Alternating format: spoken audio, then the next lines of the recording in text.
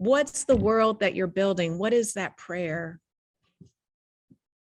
That's, I mean, this is the idea, right? Is I love the work of Toni Cade Bambara, right? And she says that the role of the artist from the oppressed or marginalized community is to make the revolution irresistible, to make it irresistible, to be a catalyst that makes it seem so possible that change is just assured, right? So what I am putting out into the world every day through my creative practice and through my activism is a promise that we are going to make it, that we are going to make it into a future that is rooted in abolition, a future that is rooted in the idea that we can solve conflict, crisis, and harm in ways that don't rely on punishment and carceral logics, but that we are going to create the kind of future where trans children are able to thrive, use any bathroom that they want to use, and be able to grow up and live long enough to become elders, because trans people so rarely get to live long enough to become elders. So in the future that we're building,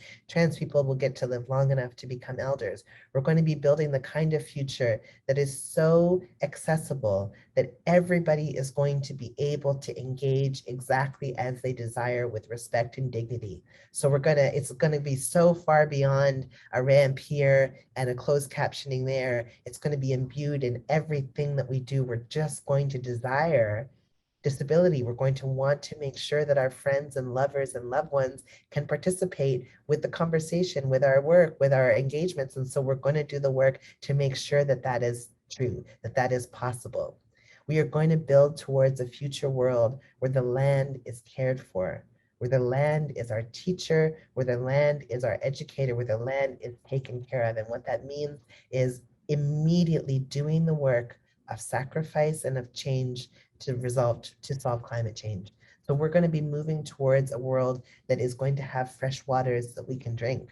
We're going to move back to this idea of these food forests that grew all across northern Turtle Island and Inuit Nunavut before they were cut down in order to make desks and stuff for Bay Street and for Wall Street. You know, we're actually going to return to that food forest where there will be food for everybody. Like we are literally building in we are going to create the kind of world that is absolutely borderless. We know Blackness has no borders. We know the world that borders are a fictitious creation. I mean, so many things in the natural world belie the idea of borders. Insects are coming back and forth all the time. Ain't no problem. Birds are flying back and forth all the time. Ain't no problem. So we're going to create a borderless, stateless society that allows human beings to be able to have the ease of movement, the ease of return, and the care when they get where they're going.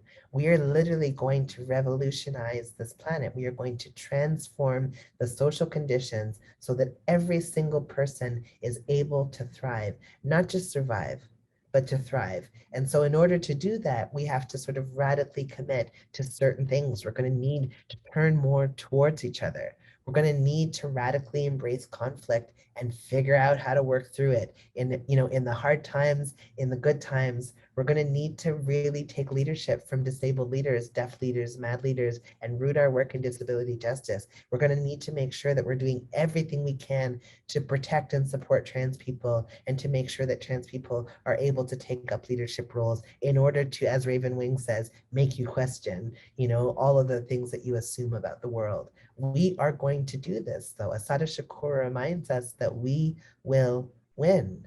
And she doesn't mean it in a capitalist way or like in a patriarchal way of like winning and losing, but she literally means we are going to get our freedom. Our win is assured, and we have to believe that we're going to be able to win in order to get there. So the future that is coming is about to be so joyous, so full of Black, queer, crip joy, that literally we will dance at night together. We will write poems on maple leaves. We will sing together at dawn. We will literally be in each other's presence, supporting each other and encouraging each other. That is what I am dreaming into being. That is what I am manifesting, because I believe that it is possible. I believe that we can do this and that we will do this. And that's why I do the work that I do.